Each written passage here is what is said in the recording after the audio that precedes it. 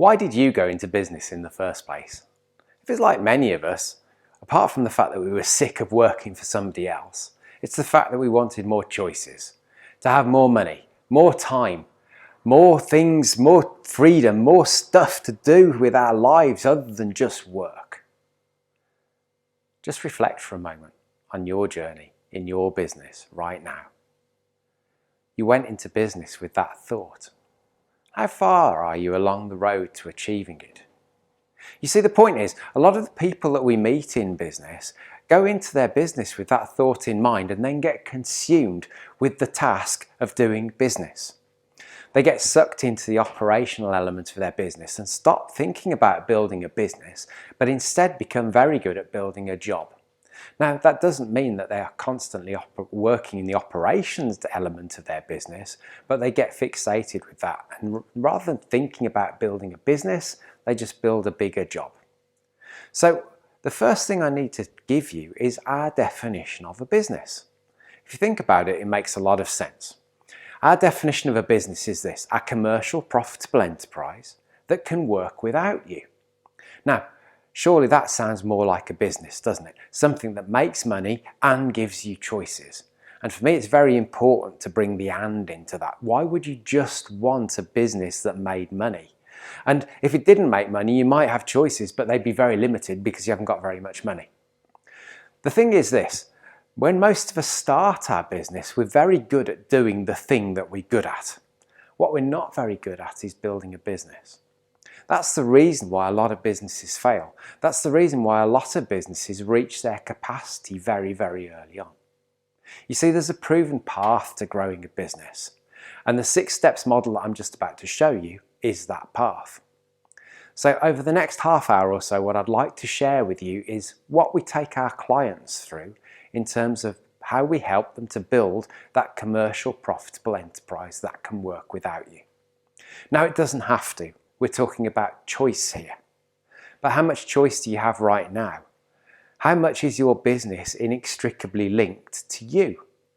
If you were to go on holiday for a month or 6 weeks and then come back, would you still have a business? Would it have continued to grow without you?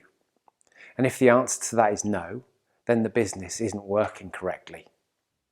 So let's have a look at this. We talk about the 6 steps to growing a business. And we start down at the mastery level. Now, mastery is all about gaining control of the business. It's about establishing a solid foundation. Then we go up to marketing. Marketing is where we start to think about scaling the business, actually going out to the marketplace and selling and marketing more to actually build more. Then we go to systems. Systems is how we create predictable consistency in the business, because the systems run the business and the people run the systems. And then we can go to the team level. When we recruit the right team and apply them into the systems that we've created in the business, we create this predictable consistency that we can hold people accountable to.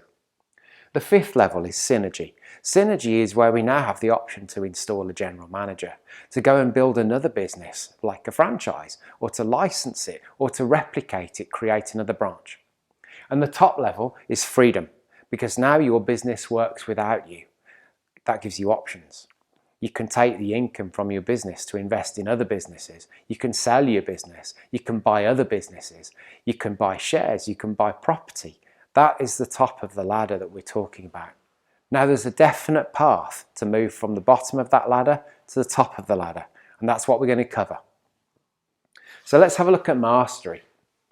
Mastery is constituted by 4 main elements: destination, time, delivery, and financial. Now, we need to look into each of those one by one. So destination mastery, that's the first place we always start when we start working with a new client. Why? Because if we don't know where we're going, how are we going to get there? So destination mastery is very much about start with the end in mind. You know, we shouldn't plan forwards from where we are now, because we might be making incremental improvements in the wrong direction. What we should start from is where we want to get to. How often do you get in the car and just drive? You're always very, very clear on where you're going. Even if it's a Sunday afternoon drive, and you're just going out for a drive, you still have a very clear destination because it's back home again.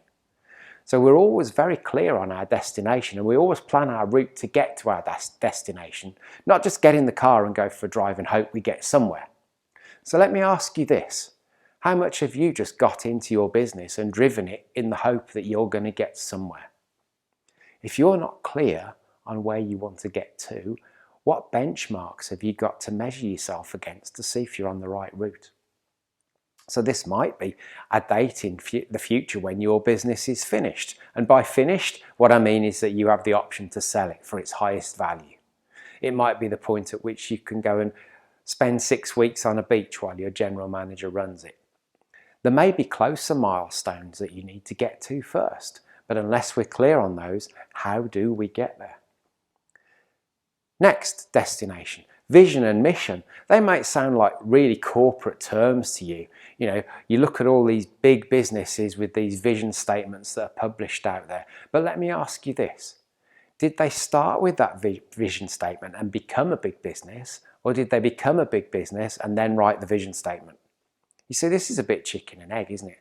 But it's not really.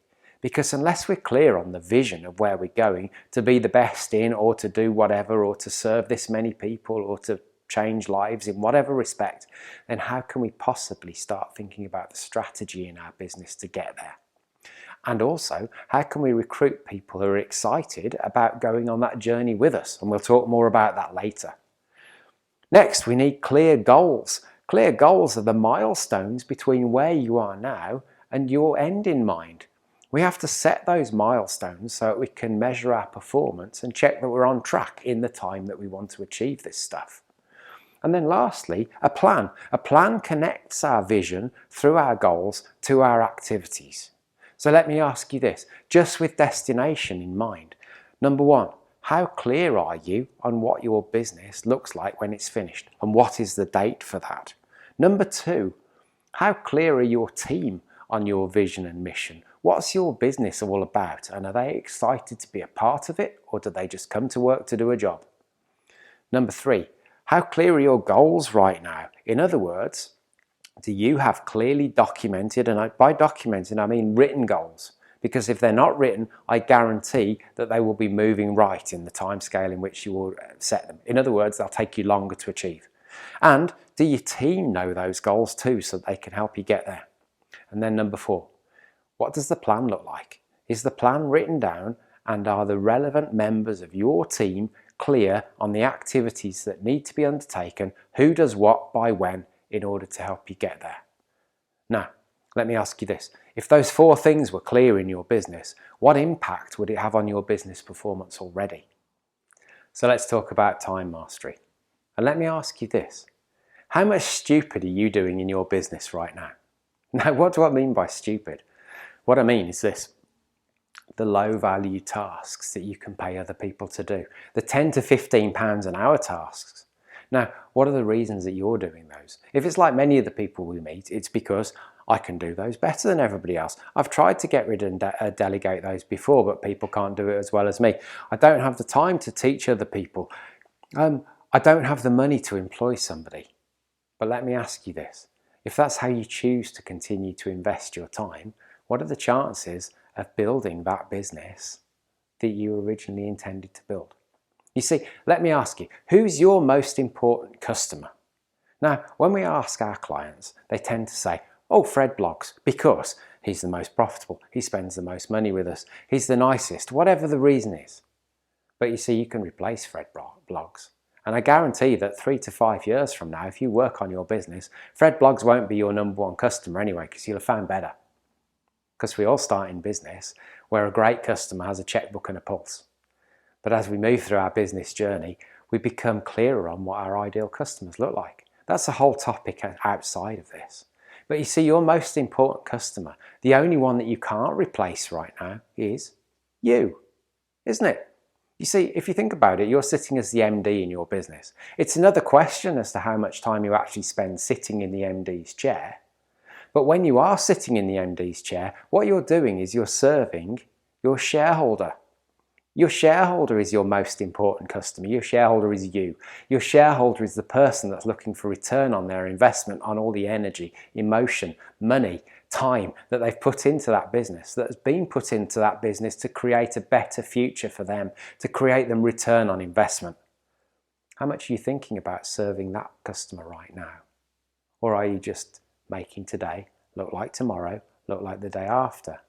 You see, it's very easy to get consumed in the operational stuff of your business if you're not clear on where you're going and you don't have a plan to get you there. You can make as much time in your diary as you want and say, right, I'm going to work on my business. But if you don't know where you're going, I guarantee that the operational fires will come and eat up that time, because they always do, don't they? So for me, time mastery, getting hold of your time and investing it, has to be done in connection with a clear plan and clear goals. Now, here's the thing. Many of us go into scarcity when we think about this, because we think about, oh my goodness, I'd have to pay somebody 30 grand a year to do that job. And 30 grand a year seems like quite a lot of money, doesn't it? But really what we're saying is 2.5 grand a month. We're saying 600 a week. We're saying 120 a day. We're saying 15 an hour. Now, if you thought about 15 an hour, if you were to free up a day of your time, 8 hours, could you create £120? £150? How much could you create just by freeing up that time?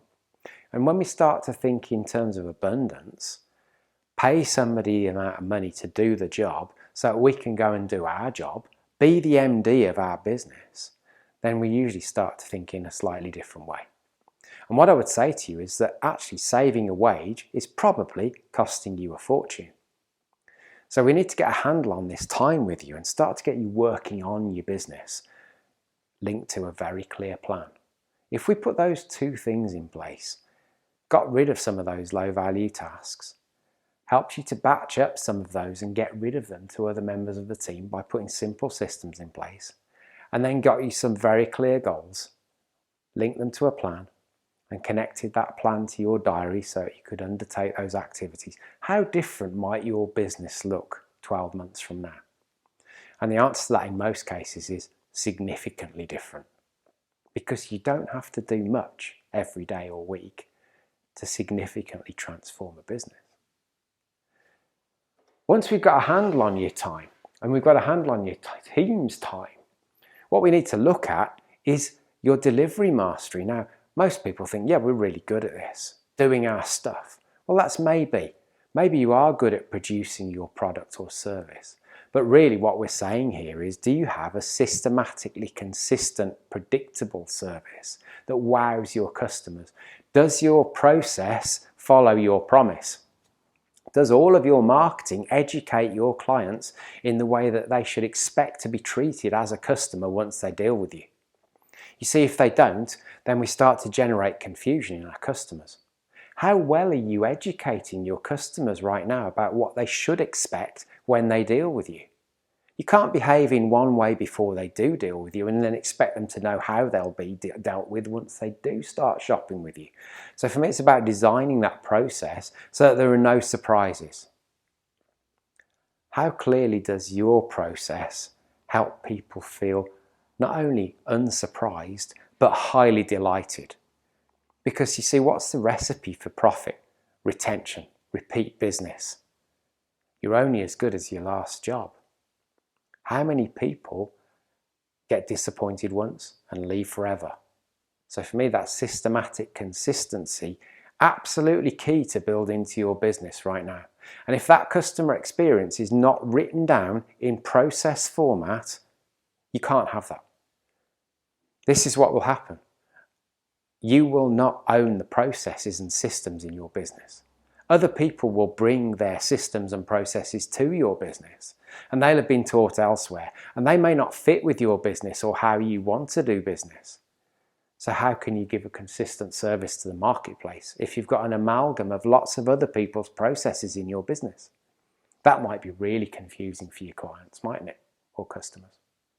So for me, mapping that delivery process and getting your customers educated on what they should expect from you Absolute key to generating raving fans, repeat business and more profit. And more profit equals more freedom, more choices, doesn't it? So what we're really talking about here is numbers, financial mastery. You see, numbers are the language of business. Business decisions are made based on objective evaluation, not subjective judgment. What do I mean by that? How many decisions are you making in your business made on gut feel right now? In other words, you can't put a number on it and you think, I think I should. Well, this isn't about I think I should. I think I should, gut feel. Gut stands for gave up thinking. Okay? I'm sorry to be harsh. The thing is, if you can't see the numbers in your business, you're flying blind. Would you get in your car without being able to see the dashboard? Of course you wouldn't. Now, there's a really important distinction when we start thinking about financial mastery in a business. We talk about a profit and loss and a balance sheet, and they're very valuable tools. But if I were to continue the analogy of being in a car, profit and loss and balance sheet are like looking in the rear view mirror. You see, they've already happened. You can't change anything about the road you've driven. What you can change is the road you're going to drive. So what helps you do that? The cash flow. Cash flow is like the fuel gauge in your business, isn't it? If you run out of fuel, i.e. cash, there is no business anymore. What about a budget? Why would you have a budget in your business? Well, do you have a journey plan when you go on a drive? Of course you do. You know where you should be at a point in time. How often do you plan your stop at the services on the way on holiday? You know that you'll have been driving for 2 hours and you can stop somewhere in between this junction and this junction. That's what we do, isn't it? A budget is the same. It's a journey plan. And lastly, a dashboard.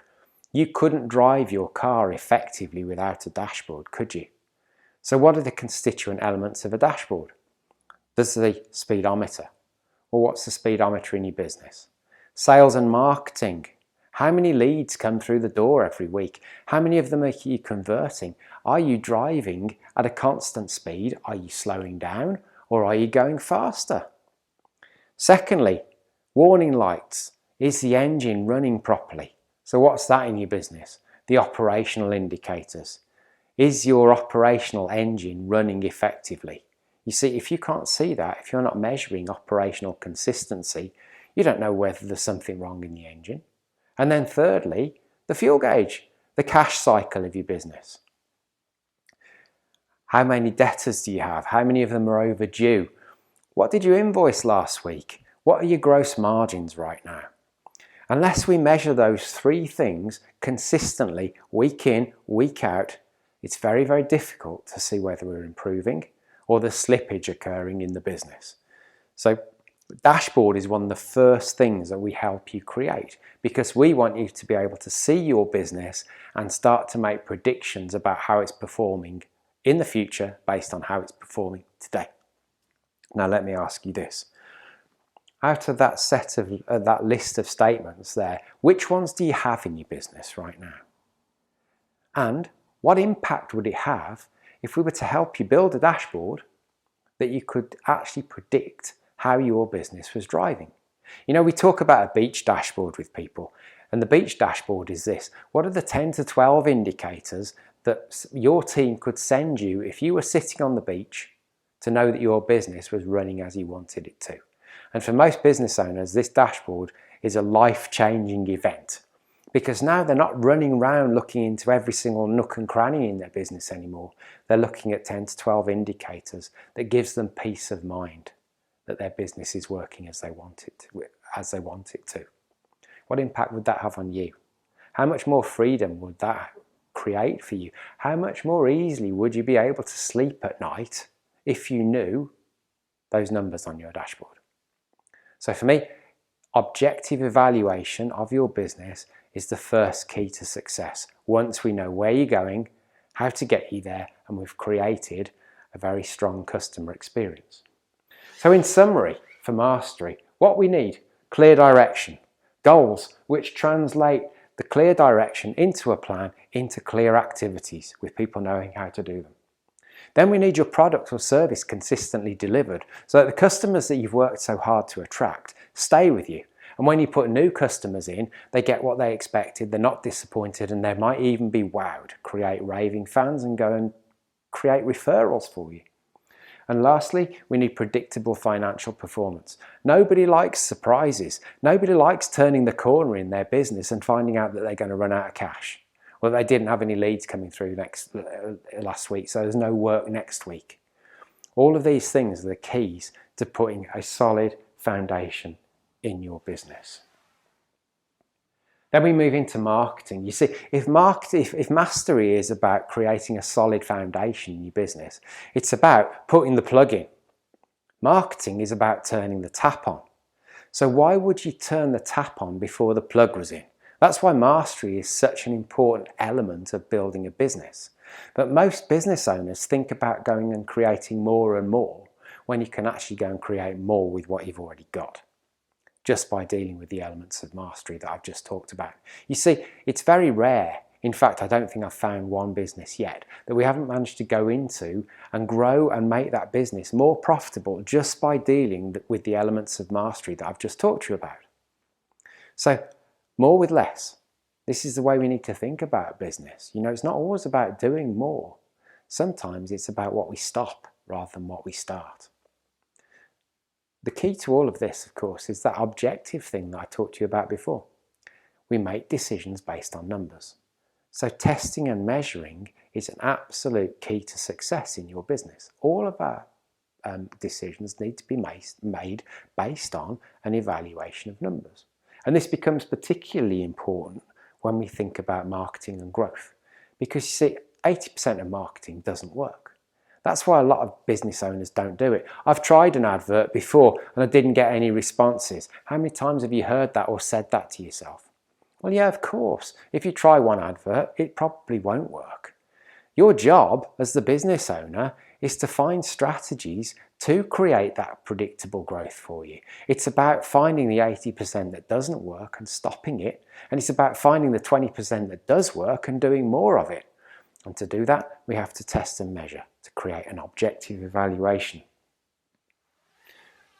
So when we start thinking about creating growth in the business, most people would think about generating more customers, creating more turnover, creating more profit. But you see, if you notice what I'm just showing you here, you can't do that. They're all results. So we talk about the 5 ways to create a great business. The 5 ways are the things in blue. You see, we can't get customers. We have to generate leads through our marketing, and then we have to convert them through our sales. So we have to measure marketing effectiveness and sales effectiveness. And that's what gives us our customers. Once we've got our customers, we have to get them to shop with us multiple times. That's our number of transactions. And to spend more with us. That's our average spend. So our customers times the number of transactions on average that they shop with us, times the average amount that they spend with us, gives us our turnover. And then we apply our margin to it, so we know our profit. Now there's a couple of really important things in this. Number 1, as we run through some numbers in the 5 ways, don't get hung up on the numbers.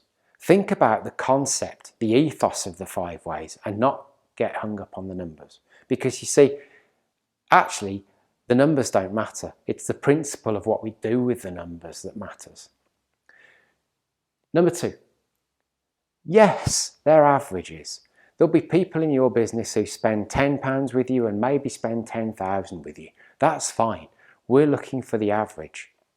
Number 2, there might be people who shop with you once a week and once every 5 years. It doesn't matter. We're only looking for the average. But by a better understanding of the average, we can look at the strategies to apply ideas to drive those averages. And if we drive all of those averages up, the whole thing goes up. There's also something else really, really important to deal with here. You see, if I were to ask you which of those 5 ways, the things in blue, you'd deal with first, if you're thinking number of leads, like many of the people that we talk to in seminars, then I need to get you to think again. You see, in mastery, financial mastery is about knowing the margins of everything you sell. Do you know the margin of everything you sell right now? Because you see, if you don't, what are the chances are that it might be costing you money rather than making you money? What about if you choose to then go and market that product that's costing you money? Then we make you less profitable really quickly. So we have to have that objective evaluation as well. We have to understand your margins. Second place we go is conversion rate. You see, most business owners, what's your conversion rate? Oh, it's really high, it's about 80%. Is that measured or estimated? Oh no, it's estimated. Go measure it. Then they come back really disappointed because their conversion rate isn't 80%, it's about 30 to 35% or some significantly lower number. Now's the time to get really excited because you see you can't double 80%, but you can double 35. What happens if you double your conversion rate? You double your business. You're already generating the leads. How much money are you leaving on the table right now from unconverted leads? So looking at your sales process to build an effective sales process which takes more money off the table for you is a really simple way to improve the size of the business. Then we look at number of transactions and average sale. The last place we go is number of leads. You see, everything from conversion rate down is already internal to your business. You already own those processes. It doesn't cost anything to change those things. Marketing costs money. It costs money and it costs time. So why wouldn't we want to make the internal systems as effective as possible before we start to go out and generate more leads, which is going to cost us money? Why would we want to leave that money on the table? So leads is the last place we go. Now, across these 5 ways, we have around 400 strategies. 400 strategies is rather too many to apply in your business, isn't it? But let's consider the 80-20 rule for a moment. 20% of 400. 80. So 80 of those strategies will have some impact on your business. 20% of 80, 16. So 16% of those will have 80% of 80% of the impact, 64%. So we can make a big impact with a small number is the key. So what if we were to choose 2 or 3 or 4 strategies for each of these 5 ways, apply them in your business, test and measure them to optimize them over a year, discard the ones that don't work, let's go and test another one, and systemize them to give us predictable consistency. What would happen? Do you think it would be out of the realms of possibility if we were to do that, to create a 10% increase in each of those 5 ways over the period of 12 months? Okay, let's put in some numbers. Now, if we look at the first set, this is our starting point. Now, it's not important to think about, oh, I don't get 4,000 leads a year. Some businesses do. You know, I worked with the double glazing business. They got about 80 leads a week. So this isn't out of the realms of possibility. It might just not look like your business right now. And it might not need to look like your business. But again, we're on the ethos of, is it possible to just improve these numbers by 10% over the period of a year? So if we look at it, this business generates 4,000 leads every year and converts 25% of them. That gives them 1,000 customers. Those 1,000 customers, on average, deal with them twice a year and spend £100 per transaction. Some will spend less, some will spend more, we understand that. That gives us a £200,000 turnover. With a 25% margin on average, gives us 50,000 on the bottom line. So we take our strategies, 3 or 4 strategies per each of the 5 ways, and we start to apply them, testing and measuring as we go. And over the period of a year, would it be out of the realms of possibility to think that with just a 10% increase, we go from 4,000 to 4,400? We go from 25 to 27.5. We go from 2 to 2.2, from 100 to 110. And from 25 to 27.5. Now, do any of those numbers feel unrealistic in terms of growth over the period of a year? The answer is probably not. In fact, can we better those? In a lot of cases, the answer to that is yes. But what does it cause? If you're sitting there thinking that this is a 10% increase in your business, remember this is a compounding equation. So 1,000 actually becomes 1,210. A £200,000 business becomes a £292,820 a year business, and 50,000 on the bottom line becomes 80,525. It's a 46% increase in turnover and a 61% increase in profit just by gaining a 10% increase on each of those 5 ways. Now, if you do that for 5 years, what you end up with down here is over 540,000 in profit. So 5 years at 10% on each of the 5 ways gives you a 1,000% increase in profit. When we put it into that context, not difficult, but really exciting. You know, if you start to think about your business in this context, where could you be 1 year from now with 61% extra profit? What other freedoms and choices would that give you? Let's imagine you did it for 5 years and you had 1,000% more profit, 10 times the profit that you have in your business right now. What freedom and choices do you have then? It's a different picture, isn't it? Does that start to look more like a commercial profitable enterprise that could work without you? Well, the answer to that has to be yes, doesn't it? But there are other boxes to tick. You see, what we've done is we've created a solid foundation. We've turned the tap on. Now we have to make it consistent, predictable, systematic. But we also have to make sure that we have a place in the marketplace that makes sense. So what is your unique selling point? Now, how clearly do you communicate your unique selling point to the marketplace right now? This isn't about what you do, it's about how you do it. It's your recipe. Think about Mary Berry. Mary Berry's sponge cake is just a sponge cake.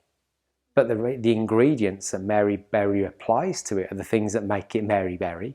It's not Mr. Kipling, it's Mary Berry. They're still both sponge cakes.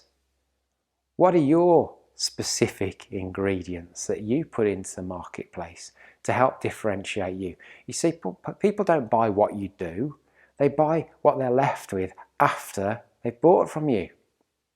Why do people buy from us? Because we help them free up their lives and make more money, so they can go and take advantage of the choices that they should have for being a business owner. That's why people come to us. They don't want coaching, they want freedom and more money. So for me, it's about talking about your unique selling point in words that your prospects and customers understand. Why should they choose you? Why is your recipe the best? Once we've defined that, we have to systemize it. You see, the systems run the business and the people run the systems. Many people that we start working with don't have systems in their business. They're reliant on people turning up with best intentions to do a job which isn't clearly defined, in a direction that isn't clearly defined either, and they hope for business success. But you see, unless you own the systems in your business, other people bring their systems to you. Unless you own the systems in your business, there's no value in the business. Because you see, let's imagine I were writing a book and I wrote down the title and the chapter headings. How much would you pay me for it? The answer to that is probably nothing. What about if I then wrote the book? If it was a book that interested you, would you pay more money for that? Of course you would.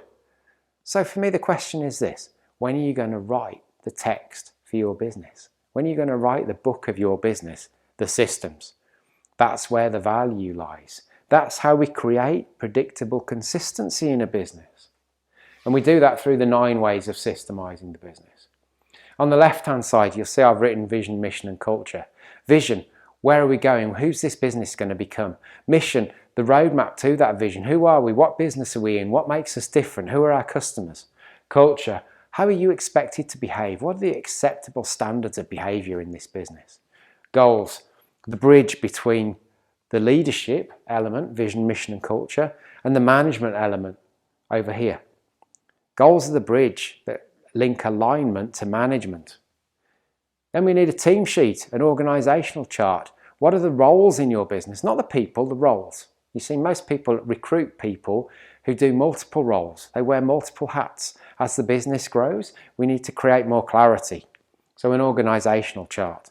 Then positional contracts. What does a great day look like for you, Mr. Employee, in alignment with where this business is going?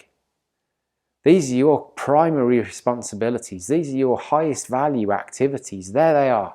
We want to hold you accountable to them. What are your key performance indicators? You, Mr. Employee, you're responsible for developing those because you know where we're going. How much are you thinking about your measures right now? How much are you thinking about what a great day looks like and how I can improve it? For many businesses, the answer to that is not much. Here are your opportunities. When people come along with you because they're excited by your vision and your culture, how much more willing do you think they are to be managed or manage themselves? See, if we're not clear on that, how do we ever help our team members help us progress our business? How-to manuals, the systems in your business, written. If they're not written, they're not systems. And then milestones, the measures that help us see what we've got to do to win. How much have we got left to do to grow to that size, to serve that many customers, to whatever your measures are? I often liken this to a game of sport, and I use rugby because I'm a rugby fan. So England rugby team, to be the best team in the world, that's their vision. Mission, their roadmap to the vision. We inspire young people to come and play rugby, and whatever their mission is, they'll have a set of behaviours which are deemed acceptable as members of that team. If we only give them those, we've got a bunch of really excited people who don't have a clue what they're doing. So we need a team sheet. We need each player on the field to know what a great day on the pitch looks like. How do they go and play that game in their position to the best of their ability? And what are their measures, the ones just for them, that help them improve their element of the game? There's a Rugby Football Union rulebook. Those are the rules that they have to play with. The systems. And the milestones are the scoreboard. We have to have a scoreboard so we know what we've got to do left to win that game. Now, if you take any one of those elements away from the game of rugby, by the way, the goals, to be the best team in the world, well, win the World Cup. What are the milestones to that? Win the Six Nations, win league games.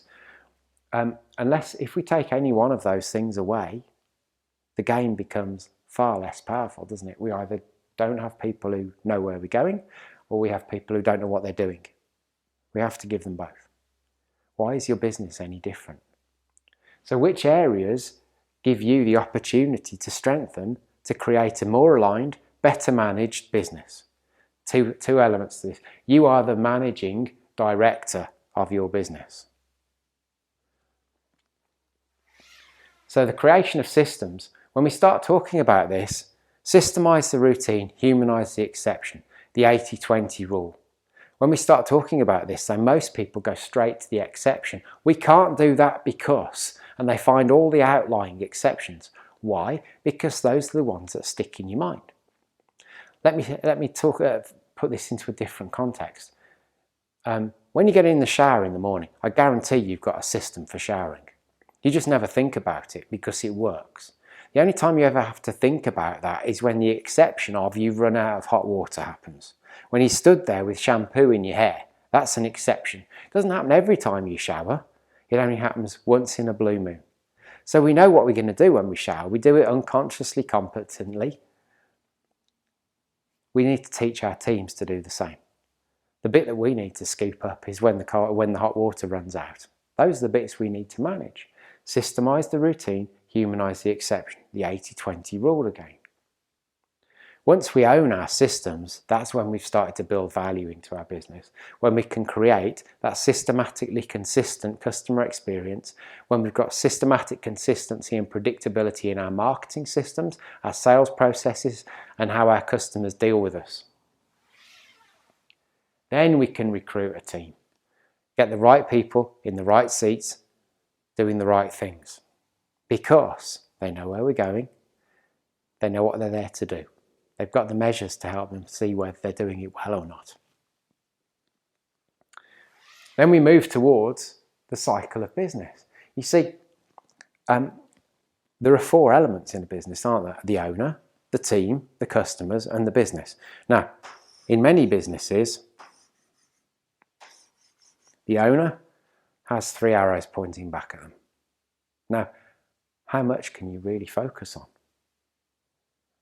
What we do with businesses, we help the owner look after the team. We ensure that the team, through the systems, can look after the customers. The customers then look after the business, and guess what? The business looks after the owner. Then the owner is only focused on one thing, making sure the team are doing the right things to the right level of consistency, to the right level of quality, using the systems that you've built in your business. Now, which would you prefer? How many arrows do you want pointing back at you? Surely just the one where the business looks after you. Wouldn't that be a great place to be? How much more freedom would that give you? How much more money would that give you if you've got a team of people looking after your customers rather than you doing it? If they were excited about being on your bus. Then we move up to synergy, where you can install a general manager. Somebody else can run your business because they're only running the systems. Remember, the systems run the business and the people run the systems. And then what options do you have? Plenty. So we start to create freedom. Plenty of choices. Do you go and buy other businesses? Do you sell your business? Do you take a passive income from it? Do you replicate your business so it exists in multiple locations? The choice is yours. Because you see, using the steps that I've shown you today, once you've built one business, you can build any number of businesses. But the key to all of that is, of course, mindset. You have to want to. You see, many people are just content to be where they are. They think that because they are where they are, they want to hold on to that, protect it, rather than risk something to be any better. We run into that all the time. So it's about how we think about our business and how we think about our life. Now, for me, there's a couple of key things that we need to consider here. We call this the line of choice, this black line in the middle. And we talk about being above the line or below the line of choice. And everything we do is a choice. But in reality, this is actually a ladder. Because when we consider this, many of us are in denial about some of the aspects of our life. You know, the people who know that their bank balance is bad yet choose not to look at it, that's called denial. When we choose that we've got to get out of denial, and I keep using the word choice because all of this is a choice, at some point we might choose to get out of denial. The next place we logically go is start to make excuses. Well, of course I couldn't do that, I was too busy. When our excuses have run out, then we start to blame other people. Well, of course I would have done that, but Fred, that team member, he came and kept interrupting me, so, you know, it's all his fault.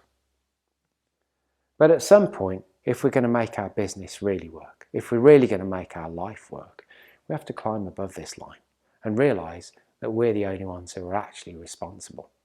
You see, Fred coming and disturbing us not having time, that's all the stories that we just tell ourselves to make it okay for us to be where we are.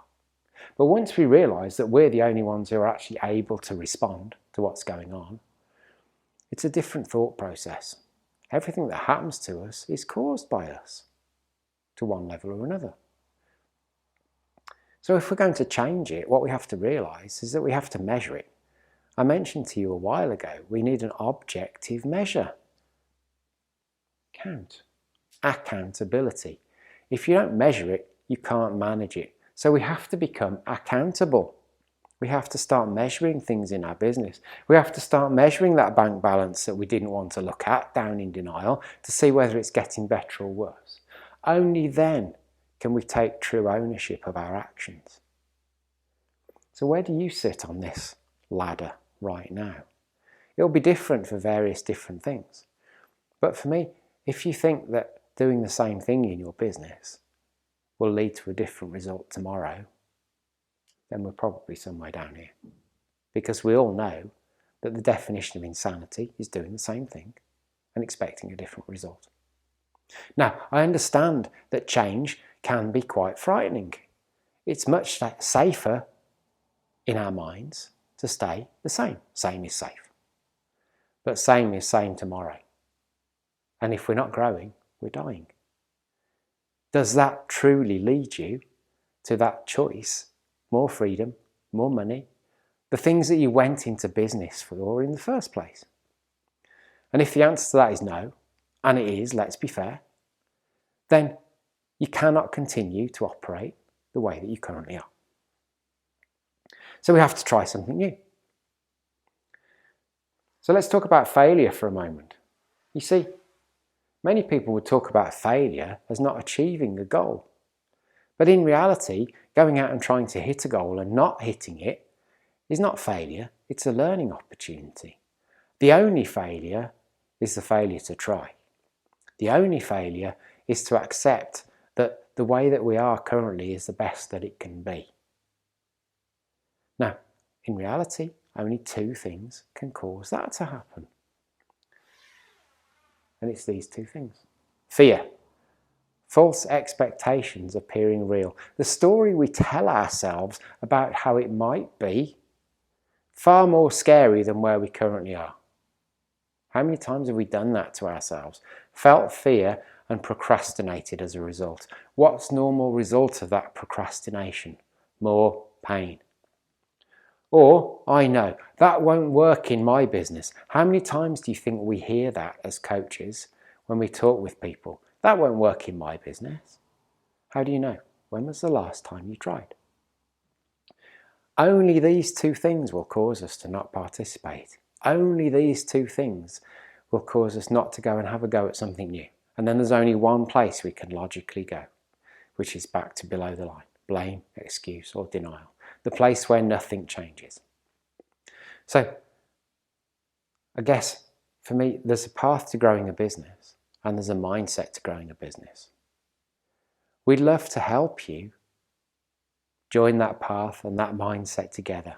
Create the freedom, the choices and the money that you deserve because you've had the courage to go into business, invest your time, your energy, your emotions, your money into creating something and maybe not having learnt the path to get you there in the way that you wanted to. Let us show you the path. We've created that path and helped other people install that path in their businesses over the past 26 years as Action Coach, since 2007 in my business. So we have a track record of helping people achieve that money and freedom that they would like to achieve as a result of being a business owner. Please come and try a complimentary coaching session. There will be no agenda other than to help you solve some of your business problems. And I congratulate you on making the decision to own a business. I congratulate you on watching this video. I'm sure it's given you some great ideas to take away, some opportunities in your business right now. Just imagine how many more opportunities there are when we start to delve deeper into some of these with you. Wish you every success in your business.